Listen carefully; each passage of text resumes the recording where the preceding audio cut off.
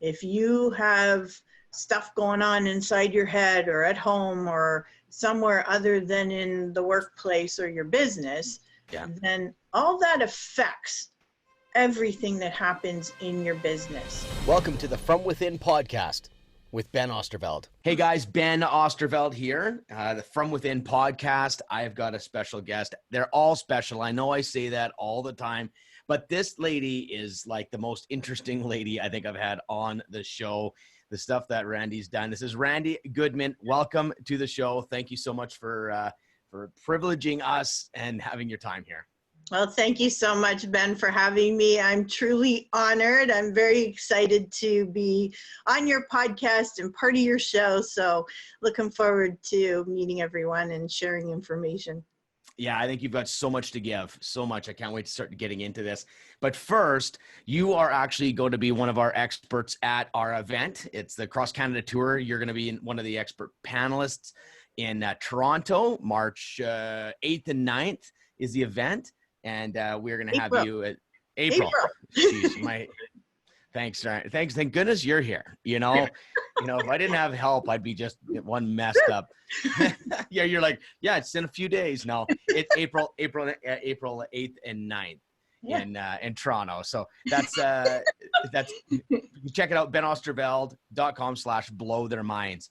It's blow your customers' mind, keep them forever. And we'll get into that a little bit more, but I'm really excited that you're going to be part of that. Well, thank you. I'm excited to be part of it. So yeah, looking forward to it. So let's go through who Randi is for a second. I'm looking in, I've known you a little bit. You came to one of my events. It's how we met, through a common friend, and just how life goes. And so here's some pointers. Here's some highlights of what Randi has done. I probably could go for 5 minutes, but I'm just going to go for some. First of all, international bestseller 4 times. You're 8 times. Son of a gun. 8 times international bestseller. Did I read right that you've produced over 70 other international bestsellers as well? It's almost 200 now. Geez, I'm way behind the times. Just as I go, just correct me, because I know for sure that you have 4 kids. They're all boys. That didn't change. In the meantime, do you have another kid? Because I'm off here. No, we're done. We're done there.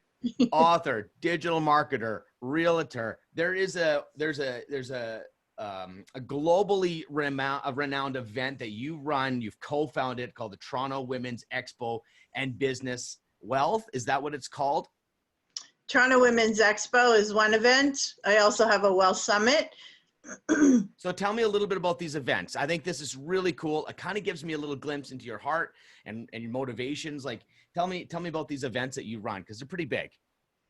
Yeah, and used to run Empowering Women to Succeed as well. And men are always welcome at all these events, but it's all designed to provide tools and resources to entrepreneurs to help them grow personally and professionally.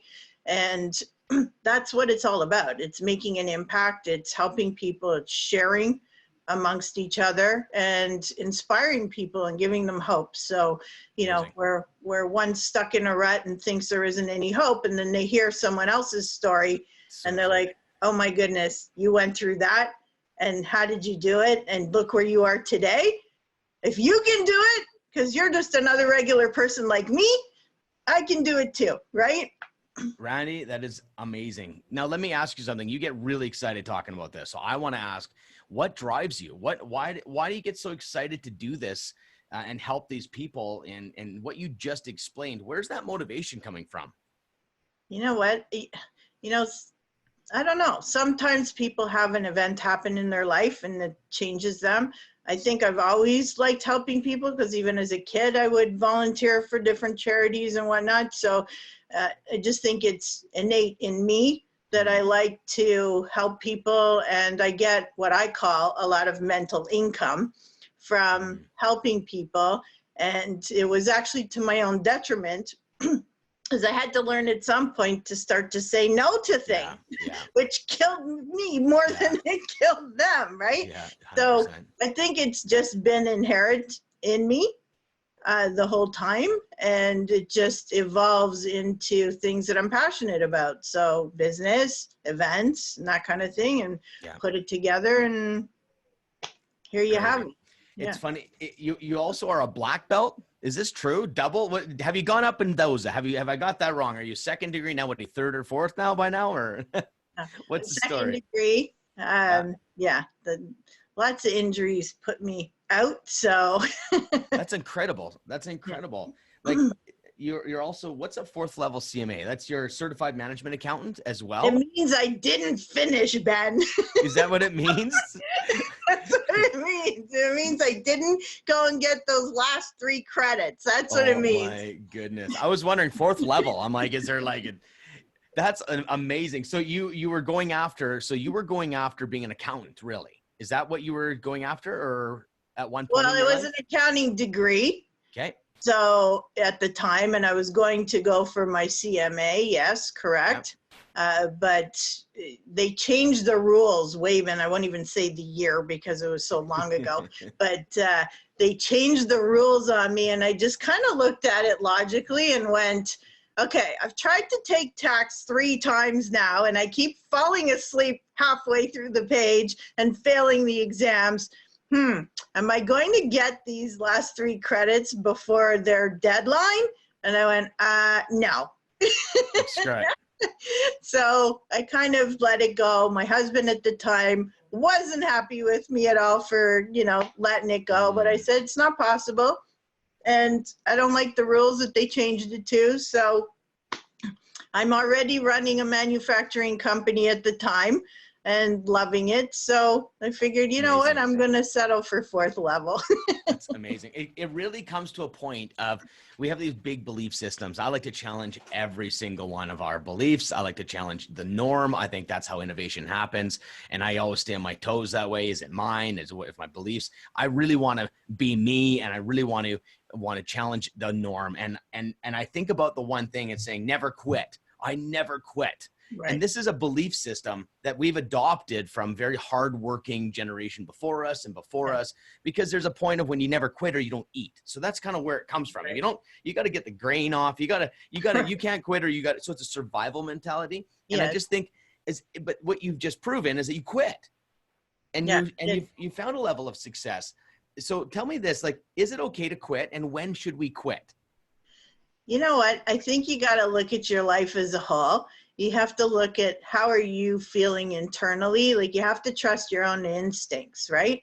And, it was a family member of mine's suggestion that I take accounting in the first place because I was in university and trying to figure out, like, I was a math and science student. So, but I went to university, all of a sudden it was a completely different language for me, right? Wow. And it was like, so there I had to quit and do something else. So I took a bunch of psychologies. I took anthropology, which I loved.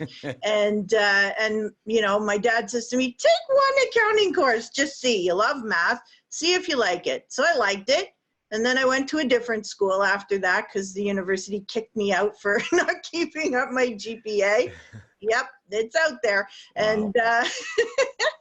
And then, I went to another school, aced all my courses. And then, like I said, I chose not to continue on. But for me at the time, I'm looking at my life. Okay, I'm enjoying my life. I like what I'm doing. This is too difficult. I'm not passionate about it anymore. And I've already accomplished this level. I just had one more tiny little level to go, 3 courses. And I was running a manufacturing company at 22 years old. And, I was getting so much experience in that most people wouldn't get in a lifetime in business. And I said, you know what? I love where I am. And I think you just have to go with that instinct that you feel. You have to trust your gut. And a lot of people don't trust their gut, Ben. They don't listen to themselves when their body or their mind's telling them what's right and what's wrong. And I think we really have to start trusting ourselves a little more. I love that, Randy. It's so true. Like, it's been, if you go back 10, 15 years, I think the one thing that I've evolved with massively is trusting myself. And growing up as a child, I was told, like, it was very Christian organized, like very Christian, like heavily Christian, which I have no Right. problem with, no problem at all. But the side effect is that you don't trust yourself because you trust God, you trust God, you Right. trust God. And there's this weird, it's not that they're meaning to, but they never actually say trust yourself because it's a prideful thing. And it's like, I understand that. But the thing is, the side effect was I was a wretched man. And so from the start, you just don't believe that you have the answers. And there's this weird connection that over the last 15 years, that's one connections I've made is like, holy crap, I do have the answers. They're built right in from within, business from within, agent from within. I'm all in Right. I'm all in on from within. But Yeah. so I love the topic because the thing is, if you look at some of the most successful people in the world, they just say, I don't know, I just trusted my gut. Like, what did Steve Jobs do when he walked into a boardroom and says, I don't want any buttons, when buttons on a phone were the hottest thing in the world? Yeah. And he's like, I want one button. Like, it's just like, that is the most fascinating thing in the world, is that seeing through walls. I love that idea. And I think the gut sees through walls. The brain calculates on how to get things. And it's the machine. And we You rely think so too much on the much. brain. We think way too much. Yeah. So trusting your gut. Love that conversation. I think it's one of those ones we could literally unpack for probably hours, and Oh, we yeah. probably will bring this up at the event that we'll be doing, is because I'd love to have that conversation. So why don't you just even tell me this? Where's the time, I know you've just explained that you didn't finish and you trusted your gut. Where's another time that you trusted your gut and it turned out better than you could imagine? Probably when I separated. So I separated almost 12 years ago, and I had been home for 15 years, you know, and I wasn't one of those couch eating, bonbon, television watching I can people. imagine that right now. I said, You know, yeah, sometimes when you said stay at home, people go right to that thought, right? But soaps or some dumb thing. Yeah, exactly. But not you. no, so it was, you know, years and years of charity galas that we would spend a year putting together, Wow. which is how I built a passion for events. Yeah. Plus doing my own events. I was also on 3 different school councils and chairing some of them. And, you know, so very involved in the community. Yeah. And, you know, that's also part of the giving back thing, right? Always wanting to help and be there. And of course, supporting my 4 kids as well. For sure. But, you know, it was like, when I separated, it's like, oh my goodness, what am I going to do? I don't want to be a bookkeeper, right? That I didn't want to do. So even though my education was in that realm, I was like, nope, this is not for me. This is not what I want to do. But okay, what do I want to do? I don't know. Who's going to hire me? You know, all that self-doubt starts coming up. And it's like, what do I have to offer? Exactly. Yeah. Who's going to pay me? You know, like, totally. All this, you know, really putting yourself down kind of stuff, right? And this, you know, terrible talk to yourself that some of us will do, or most of us do. Everybody. And it was like, okay, well, so, you know, I went out and I went to a meeting about a network marketing company, and I ended up doing that for about 15 months. And I really didn't, you know, nothing against network marketing, by the way, in my comment, but, you know, I found it wasn't for me. I didn't have the right mentorship. So they weren't teaching me properly what to do and what not to do. So I guess I did everything I wasn't supposed to do, and kind of was pushing people away as opposed to bringing them close to me. And I'm not that kind of person. I'm like, okay, I don't like this. What a terrible feeling. Yeah. When I found someone, I don't want them going click, you know, off. I want them going click on, right? And so I ended up meeting somebody who was doing these tiny little trade shows in Toronto. And I went, you know what? I like this, right? Nice. So I started doing some. I pulled a friend of mine in with me to do some. Then I ended up meeting a lady that we did the very first Toronto Women's Expo with. I did with her. Unfortunately, she couldn't continue. She still is a really good friend of mine and supports everything. And she will be at the 10th anniversary in March. But she didn't continue on. So with her permission, I did. And so here we're at the 10th year now. Amazing. But it was something I was really passionate about. All of a sudden I could help, like, you know, like you, I could help tons and tons of people at the same time. Not just like, you know, one person here, one person there. So, you know, I think that for me was another major change in my life, where it was like, you know, you have to really figure out, and all of a sudden you end up somewhere. I ended up being a marketer and a promoter and doing all kinds of things and learning all kinds of technology myself, because it was like a one-man show, you know, doing all this stuff.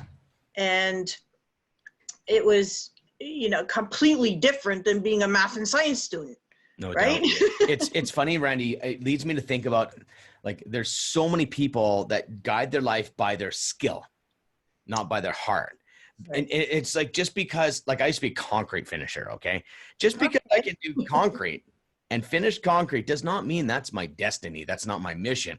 But the thing is, if we don't take a risk to push ourselves to an uncomfortable position, risk ourselves being completely exposed as a newbie, as a maybe you've built up an image that you're trying to create and you're trying to step into, like, doing whatever you do. If you're scared to be judged, and the thing is, I think you'll just lean on what you're good at versus what you really want to do in life. And I think that's what you're giving a great example of someone that says, I'm not doing that. Okay, I can't see myself being a bookkeeper, even though I'm killer at it. You know what? I'm going to do something I like to do. I think this is the way that we need to be communicating, because the generations before were just saying, make sure you have a backup plan. Make sure you work on income as your major decision. Make sure that it's income. But then people are depressed, angry, anxiety, filled with fear, and passing that generational curses onto their kids. And and I think get to a point where you're saying, F that, I'm going to live a life. And I think that's the inspiring part that we can give this audience, that we can give the people we talk to. And I love seeing that about you, Randy. Thank you. Thank you, Ben. But I got to tell you another funny, because you're talking about, you know, doing things in life and being passionate about it. I ended up doing something in life that I actually despised. Okay. And that was making almost 200 people #1 international best-selling author. Wow. And I hated English.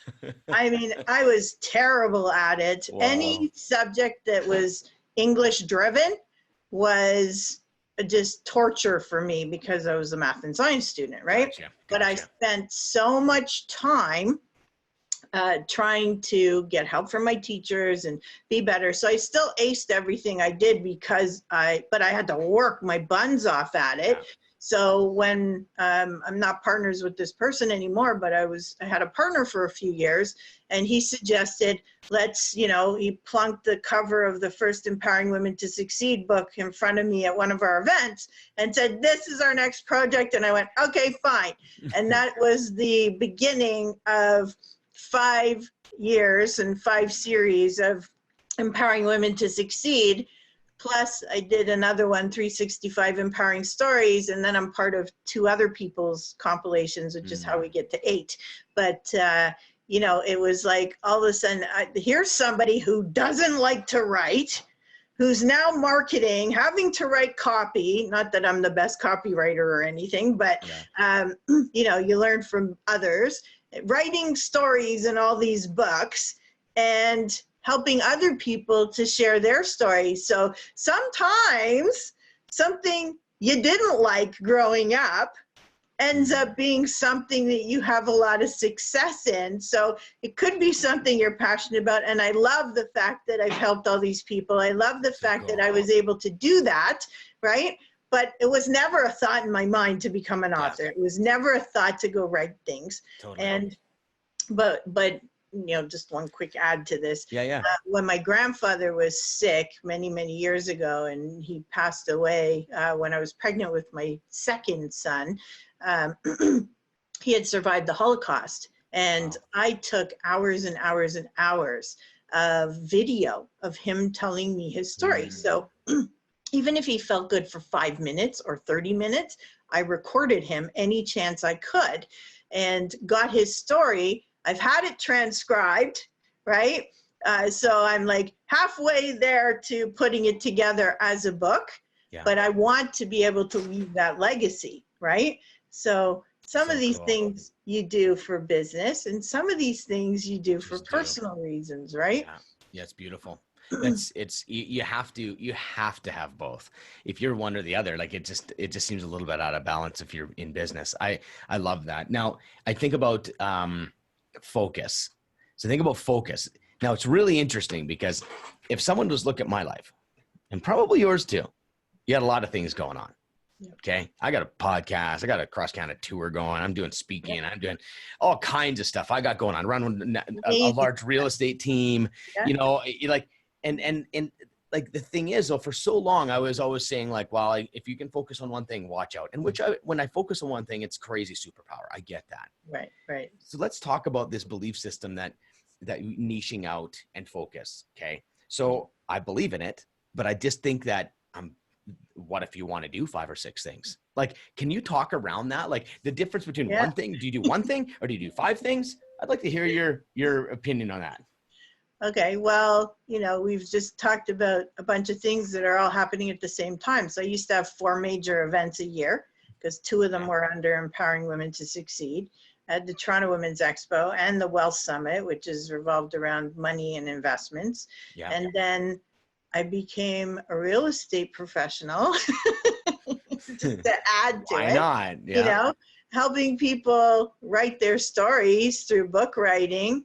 I have 1 book on the go right now with the Waterfront Awards, but it's like when I think with focus, you have to look at are these things in my life or the things that I'm doing helping me achieve the goal that I want. So if you have a goal, whether it's a certain amount of money or how many people you're going to help or whatever it is, you know, building a business to the nth degree, whatever it is, you know, is what you're doing helping you to achieve that goal? If it's not, you're squirreling or you're following that shiny object, get rid of it because it's just distracting you and taking you away from the thing you should be focused on, right? You know, when I added in real estate, well, I'm doing the Wealth Summit. The Wealth Summit is all about money and investments, and we get a lot of real estate people speaking up there. I do a trade show where we have a zillion exhibitors. Well, I'd like to be an exhibitor there, even though I'm not going to man the table, right? But I can partner with people to do that. You know, so for me, all these things connect together. They're not distracting me from my goal.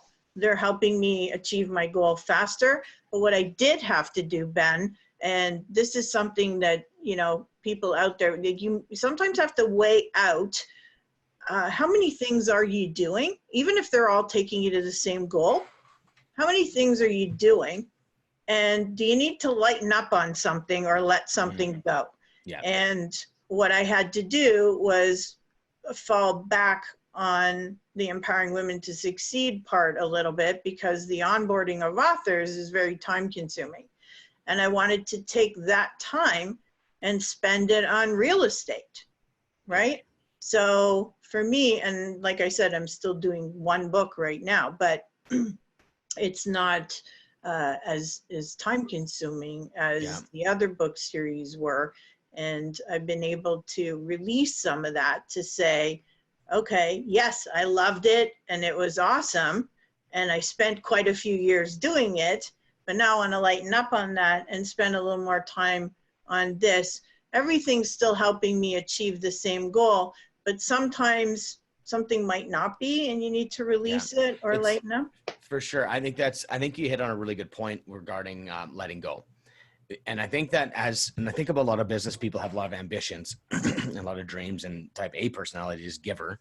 And I think though that as long as you're clear, first of all, like you just said, we need to be clear on what we want. That's a deeper question. That's the one I work with people on constantly, because people want to build and they want to go a direction at full speed. And it's like, well, do you even want that? Just like, you know, if they're building on their talent versus what they really want to do, like these things need to be challenged and torn down to a point where it's like, where we're clear. And then I think what you just said there was letting it go is the magic. So it's like, it's almost like giver, be attached fully, but ready to let something go at all times.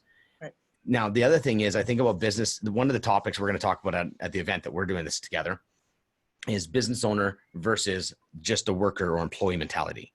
And I think about, if you think about the guy who owns Walmart, he's not greeting at the door. So, and how does he do so many things? So when I think the advice that comes in to focus on one thing is, a lot of times that advice comes from people that literally do everything. Yes. Like if you can create enough revenue and reposition revenue into staff, into systems, into things that are automated. And if, like you just said, I'm going to go get a booth, but I'm not manning it. Like that's business owner mentality. It's like, why would I do it? Like you're not writing the books, Randy. That's why if we build on talent, we're going to get stuck potentially in our businesses doing what we're talented at. Right. When most business owners, the guys that build the big companies, billions, they start by going, okay, what's the problem we're going to solve? And who's the team I'm going to need to solve it? Exactly. That's what you do. Like, who do I need to solve this problem? How much is it going to cost? Okay, I got a great revenue to pay for that. This is business mentality, and especially real estate agents. Obviously, I coach a lot of real estate agents. This is not even an introduction. It's hustle, hustle, hustle, hustle, serve, serve, serve. I work harder than everybody else, and then burnout. Right. Like it's literally, and the most you can make as an agent, 300 to 400 grand as the highest end hustler. Okay. So I built a business. I'm not selling any real estate. I've got 6 agents working. I built a business. And I think real estate agents and business owners have to really understand that you outsource this stuff. Yeah. And it sounds like what you're doing. It sounds like that's why I think you can do a bunch of stuff. You've got people working for you and you've got people in place. Yeah. That's where it's like, but you have to let go of something. And I think if it's taking you away from your mission, 100%, I think I fully agree, Randy, is that you just got to let something go. Yeah. And being able to delegate or hire people or have volunteers or whatnot, because I got an incredible team of like 30, 35 volunteers for the Toronto Women's Expo, because we added in a gala. But I think being able to do that not only helps you as a business owner, but it also allows other people to learn and grow themselves. So if you're looking at the big picture, you know, and especially when everything I do is all about, you know, trying to help other people as well, you know, this is how I learned about really putting on an event from the foundation, from the get-go, doing all those galas. Now I want to give other people an opportunity to do the same, where they get to be part of all the decision making and part of the planning and part of being able to source things and you know, take action without me micromanaging them, kind of thing. And being able to have input, but learning what is needed to be done. So maybe some of them are going to go out and learn to do their own events, right? Or teach other people how to do that and share that experience. At the same time, being able to give back, because we're supporting a not-for-profit at the same time. You know, so there's so many elements to it. But as a business owner, like you're saying, it's so important to be able to do that, not just for yourself, but because of what you're doing. Great perspective. Yeah. It's not just about your business. It's what you're giving from those people that are volunteering, that work for you. Like what they're gaining is just like how you ran a manufacturing plant, the gift that you got from actually doing that. It's a really cool perspective. It's a great way to frame it for the impact you're making on others just by building your business. Yeah, it's really cool. Yeah. So a lot of what I do in coaching and talking, and this is where I think me and you connect, is the personal development of a human being tied to the success of businesses. I just wanted to ask you, do you see personal growth connecting the dots to business success? Like, do you see that going hand in hand? Absolutely. Absolutely. And that's why it's part of everything that we do.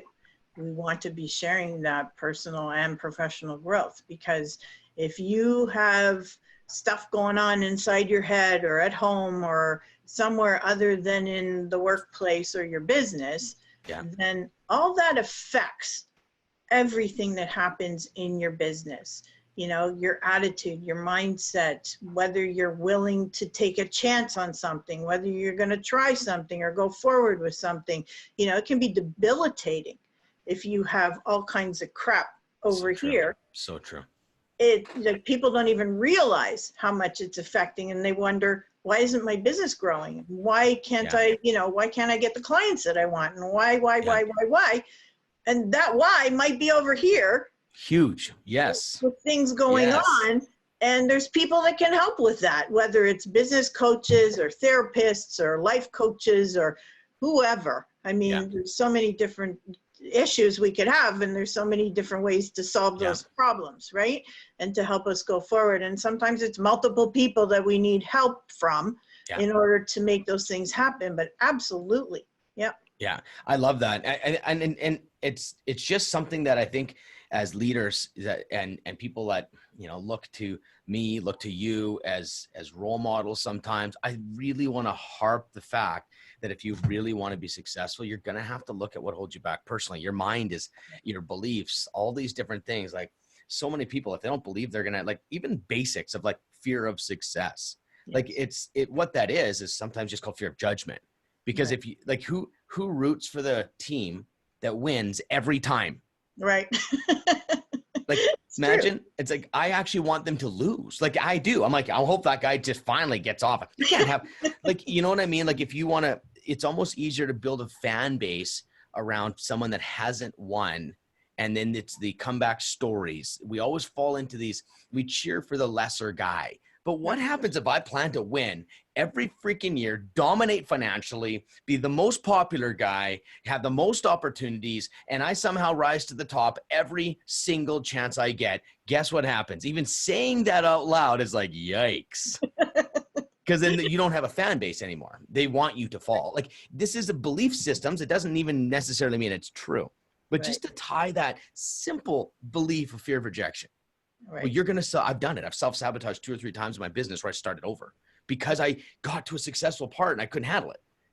Like, it's like, oh shit, because I didn't like who I was and I had my own issues and I was insecure and I built on performing for everybody. And shit, I got to keep performing. If anyone ever finds out, I'm nowhere near what I'm telling right. people. Like, this is what I just said has nothing to do with business. Right. Yeah. But it has everything to do with business, right? Yeah. Yeah. They go hand in hand. Absolutely. I love that. And congratulations to you on all your success, because, I heard you at your live event and it was just amazing. Like I told you, I was, going to only be there for a short time. And I was like, no, I want more. I want more. I want more. I'm staying. Right. Yeah, and, thanks, but you're sharing your story and you're sharing different things about you. And it's, one, it helps us resonate, right, with you 100%. as a person. Just real, right?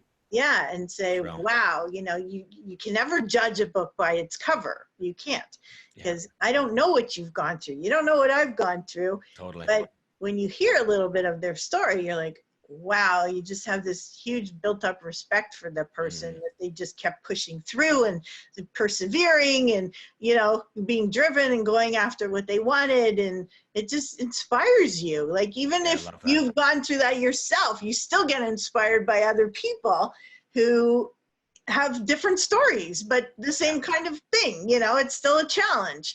And so you inspired me. Thank you. Randy, that means a lot. I feel like I want to tear that down, but I'll just take it, because at the end, I don't like being put on pedestals, and I really appreciate what you just said.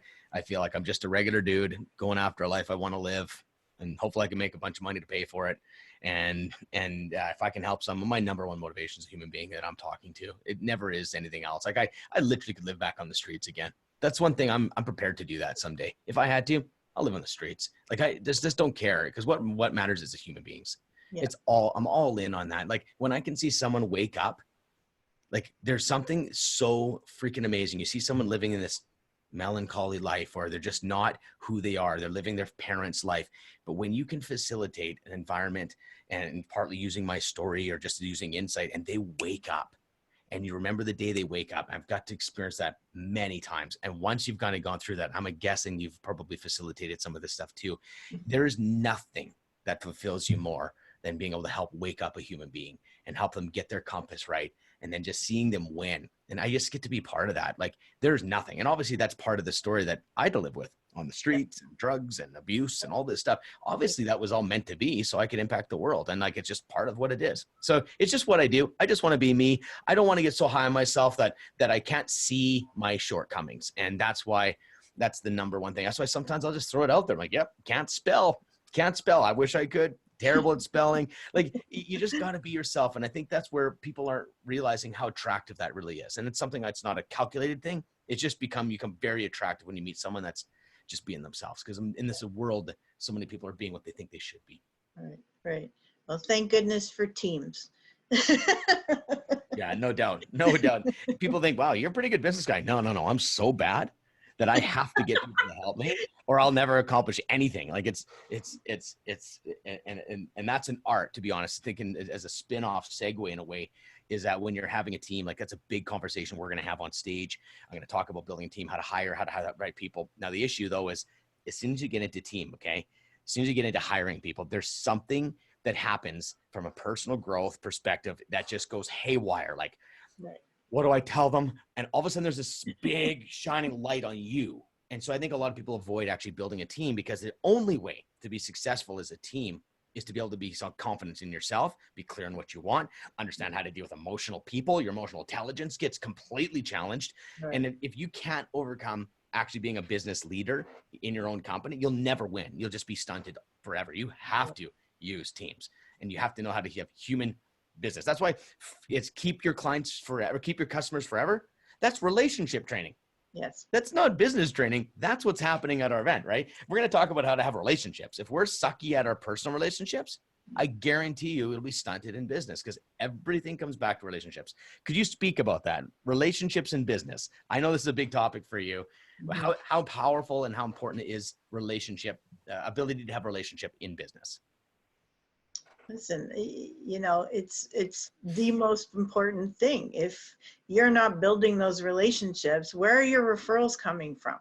How are people getting to know you?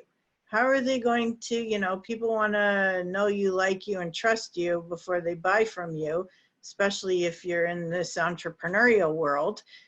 You know, whether you're a realtor or a coach or whatever you are, you have to build relationships. These aren't one-off sales. They're not sales that just happen instinctively. They don't come and like buy a house off your table from a choice of houses, right? They want to have a relationship with you, and then you're going to spend some time with them and you're going to keep building on that relationship.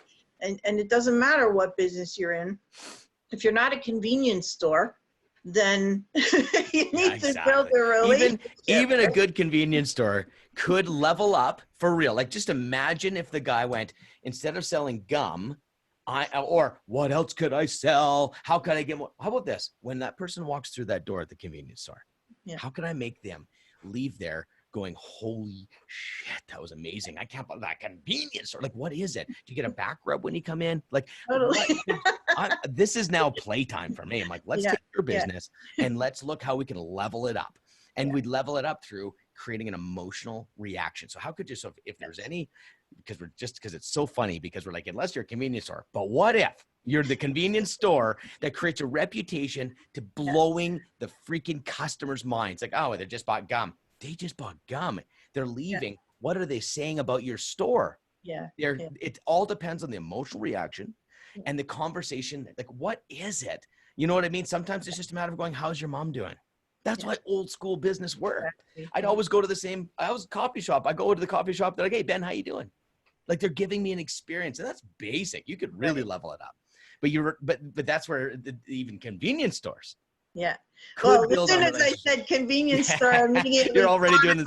Of a convenience store in our area where, you know, and all the kids are like, this guy's weird. He talks to us and he waits for the second that we open the door to leave. And then he starts having a conversation about politics or sports or whatever. And it's like, okay, yeah, there's two ways to look at it. Okay, this guy's a weirdo. Or, you know, why is he waiting till the last second when you're opening the door to leave? Or, you know, no, he's just trying to be friendly and make it a good experience for you as you're leaving the store, right? but it's interesting because if that's the conversation, whether he's a great guy and whether he's a great person, the conversation that happens, what you heard about this weirdo, that's his brand. Yeah. So he needs to really look at that, and we need self-awareness, deep self-awareness to understand what is the brand that you're putting out there is who you are. And it's like the conversation that happens behind Randy, behind Ben, whether I like it or not, that's my brand. All right. And you know what I mean? Yeah. So he's probably doing those things, but he could level up if he would really look at it, right? Imagine just like, I love going to see this guy.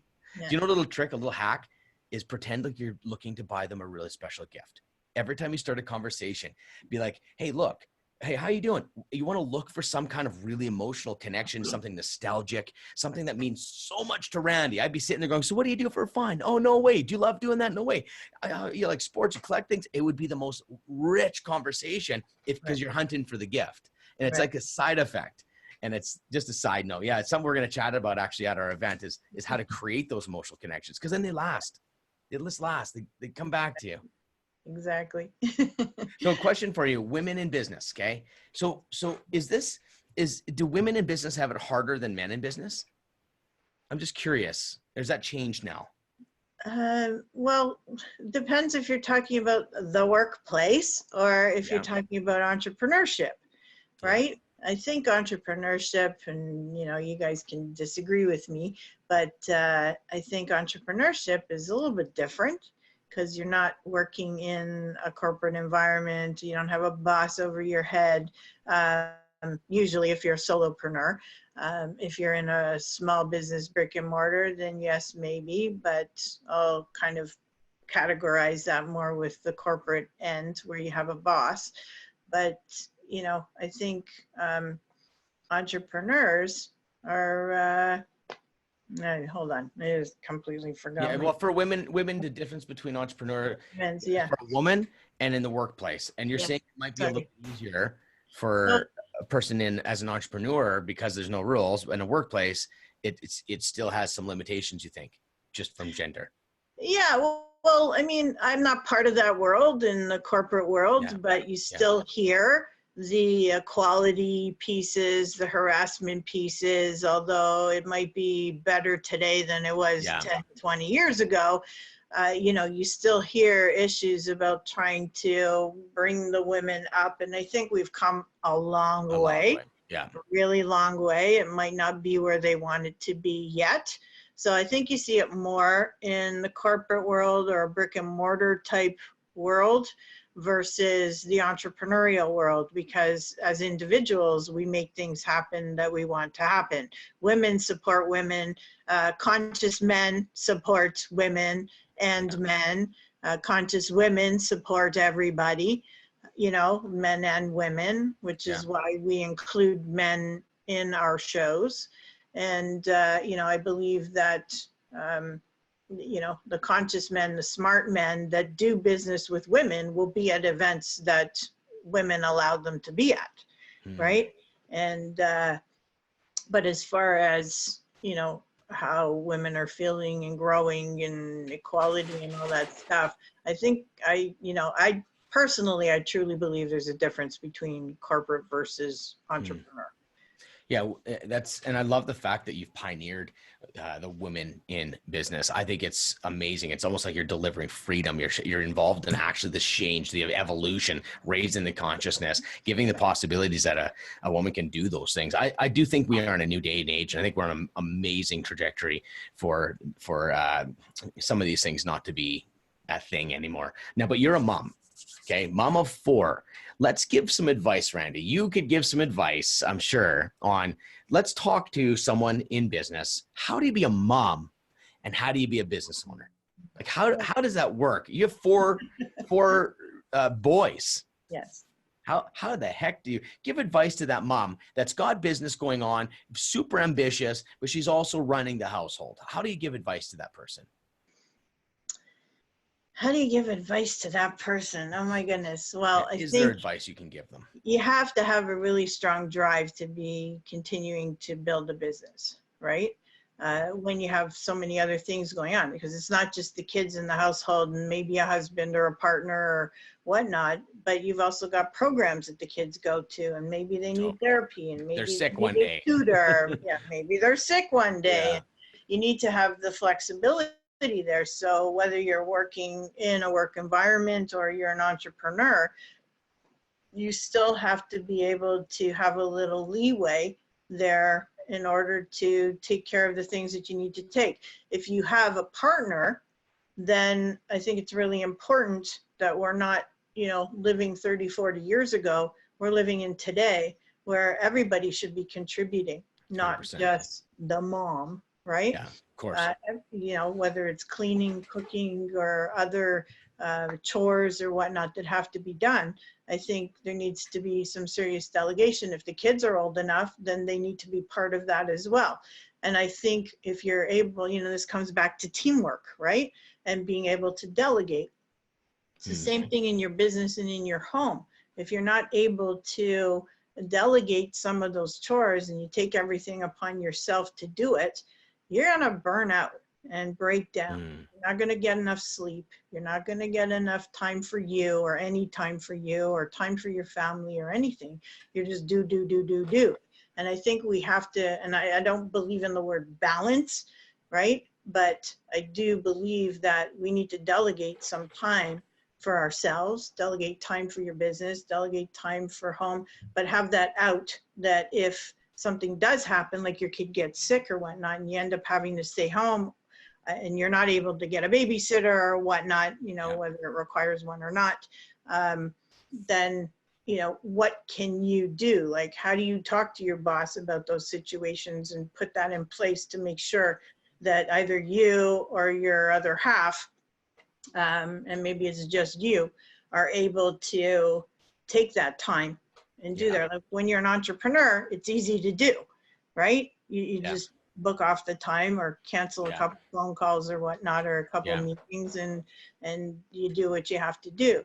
But I think it's, you know, really important that you're able to figure out how do you make that happen. As opposed to waiting until it happens and then trying to figure it out. So you sit down and pre-plan. That's very good. I feel like there's something that I'm discovering called energy leak. I just made it up. And I feel like, because when you're working with people and you're coaching them, you kind of learn so much. You just learn and learn. And there's one lady who has kids, and she's a successful business owner. But the thing is, having guilt that I'm not being the mom that whatever picture is in her head to be, was actually killing her business. And she was doing the right things in business, but she was trying to do mom, but it was actually the energy of just that guilt. And so she didn't have the energy because it was leaking through we had a leak. And she just lost the energy it took just to manage the guilt, was literally killing her. Because you nailed something, I think, is that you need the drive. If you really have an ambition to be a business owner and a mom, you're literally running 2 jobs. And so you're going to need that energy. But it's interesting because I think that moms and the people that I talk to, I'm sure that you've gone through this, is that the guilt actually weighs down, takes away drive, and it's like a leak of energy that you need and you don't get through the day. And that's where you burn out. And so like working with women, have you seen guilt? How does that come into play in your opinion? A lot of women have that. A lot of women have guilt about going to work, period. You know, whether they're an entrepreneur or in a workplace, they just feel like for some innate reason, they're supposed to be around all the time. And maybe that's why I figured out how to be an entrepreneur at home, so that I could be there for my kids all the time. Although, you know, I don't know that I particularly put it to guilt, but I guess it could be that guilt of, well, what if I'm not there? And what if I miss something? And what if? So I'm going to figure out, how can I be there all the time? Like, you know, maybe that's why I chose to stay home instead of going to work. Because I always said, I'm going to work. When I have kids, I'm going to work. And the second the first one popped out is like, I'm staying home. I'm staying home. It's funny how that changes, hey? And, you know, and my husband at the time wanted me to stay home anyway. So, you know, it wasn't an argument. But, you know, I think, I mean, there's huge guilt, and whether people actually look at it as guilt or not, you start to say, okay, well, why did you stay home? Well, I wanted to be there for my kids. Okay, well, why? You know, you keep asking this why. I wanted to pick up my kids and drop them off and have lunch with them, or spend the other half of the kindergarten day with them, or, you know, whatever it was. But why? Why? Right? Why didn't I want to go to work? Why didn't I, you know, why did I want to be there? Why did I want to volunteer in the schools? Why, you know, why do moms want to do this? And I think, it's a ton of guilt. What if I'm not there? Like, whether it's because we were raised the traditional, you know, mom stay at home thing, versus, well, I might miss something, or they might need me. And, you know, and I think, you know, and then you kind of lose the thought of it being guilt per se, but, you know, just questioning, what if, and, you know, I need to be there. you know, and this can be for dads too, not just moms, right? Yeah. Yeah. There's a lot of dads that want to be there too. What if I miss something, right? Yeah. Yeah. And I love the idea of challenging the motive. I love that. Like, why do I need to do this? What is driving me? Like, is it really about my kid, or is it just about me fixing a feeling that I don't like? And Right. then the kid, that you were using the activity just to make myself feel better, when really it's not even about the kid. Like, Right. it's like, I think that happens quite a bit. Now, question for you, as we're kind of getting near the hour here. If you were to give advice, okay, so someone's just starting out in business, brand new, full of piss and vinegar, I'm going to build a business. What advice would you give that newbie? What would I give them? First of all, make sure it's something you're passionate about, because that exudes to everybody else, right? People feel your passion when you love what you do, and then they want to know more. They want to hear more from you. They want to build that relationship. They love that you love what you do so much, regardless what it is, right? Yeah. So I think number one, you need to have something you're passionate about. And then two, become an expert in it. Like, read every single thing that you can. Go and do hands-on every single thing that you can. If you're a coach and you don't have clients, go take on some pro bono so you get testimonials. Like, do whatever you need to do Love it. Love to it. make it happen. And, you know, and then obviously set yourself up as a corporation, set yourself up, you know, legitimately. You can do it yourself online, or you can go to an accountant or a lawyer, you know. Here's your accountant coming out of you. You know, but have certain things in place so you're do it legit. right. And then if you need certifications for something, go get them. Like, add credibility to yourself. Writing a book is adding credibility. Getting certificates or going to get an education in what you do is adding credibility. So you may have 30, 40 years of experience in your life and whatever topic it is, but nobody knows that. Exactly. Right? Yeah. They don't know that. Go speak on stages and share your story and share who you are, and be vulnerable and be willing to share who you are and how you got to where you are, right? Like, there's so many different things that you can do. Such good advice, Randy. So good. It's such good advice. This is why you're going to be on our stage. Thank you. Exactly right here. Now we just entered your office.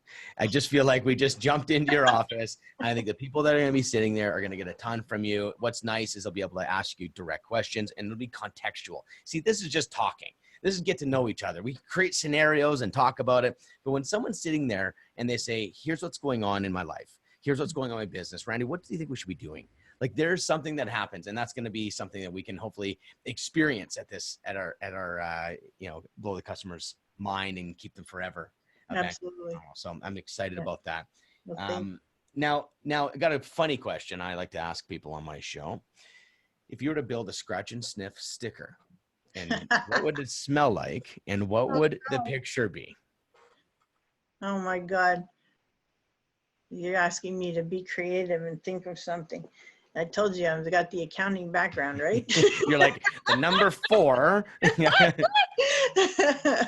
A scratch and sniff would have to be fresh and clean. And what would be a picture of? I don't know, like a beautiful grassy mountainy meadow, I guess. Something that's free and clear and not chaos and Peace. Yeah. Something you're really happy awesome. with. That's awesome. I've had some crazy responses, like weird ones too, like such weird ones. I always am open to be challenged. I'm always open to learn, Randy. I think you could teach me a few things. I think I'd like to always ask my guests if they have a question for me, and to throw it back at me, whether it's just a smart ass remark, that's fine too. But, or not a question, but I want to always put myself out there. I'm like, do you have a question for me, Randy? Yeah, absolutely. You know, Ben, like I said before, I love what you do.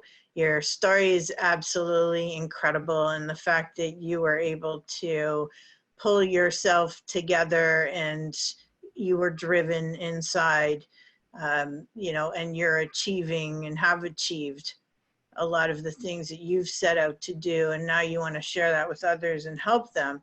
What's your inner drive? What kept you going? Because I think that would inspire a lot of people. Yeah, man, many times in my life, even as a child, I wanted to die. Like there was just something, and it was a lot of bad situations so many times in my life, living on the streets and getting into fights and having such a horrible relationship with my father, and so most of my childhood I just more imagined dying and just quitting, but there was this some kind of flame in me that just wanted to live.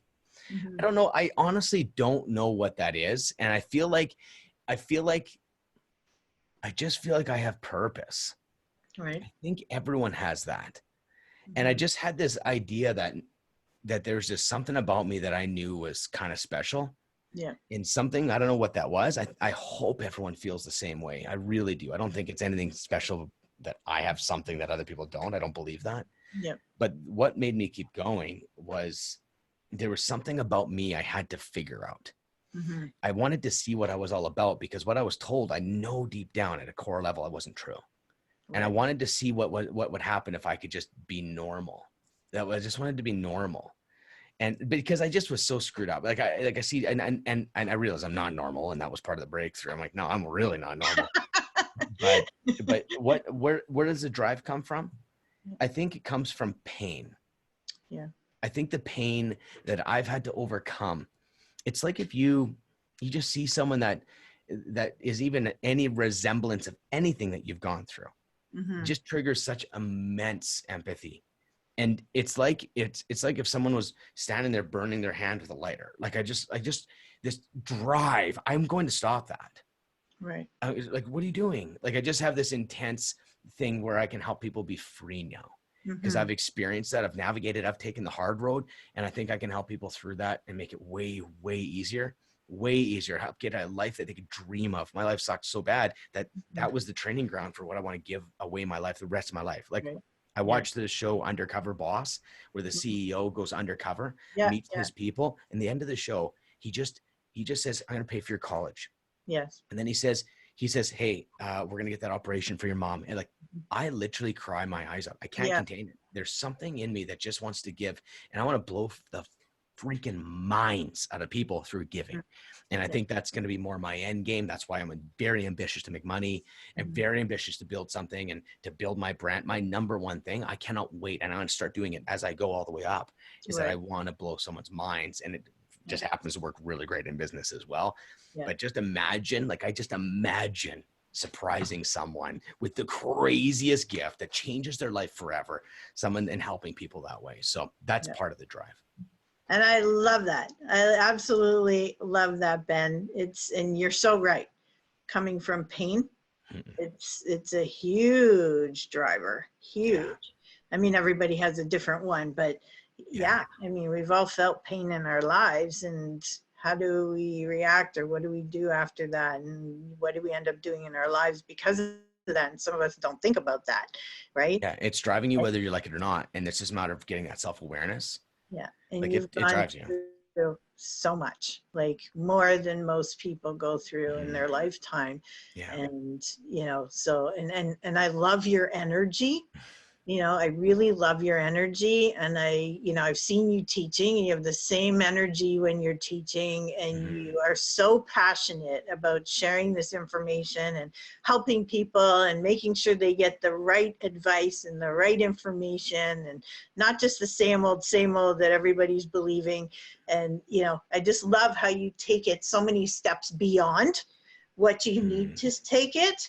And whereas, just the regular trainer teacher will just teach the norm, and you take it so many steps beyond, and you're so passionate about it that people just want to sit and listen to you more and more because you're so passionate about it, and I just love that. So thank you I'm so grateful to have been asked to be part of your event. So thank you. An easy ask, Randy. Easy ask.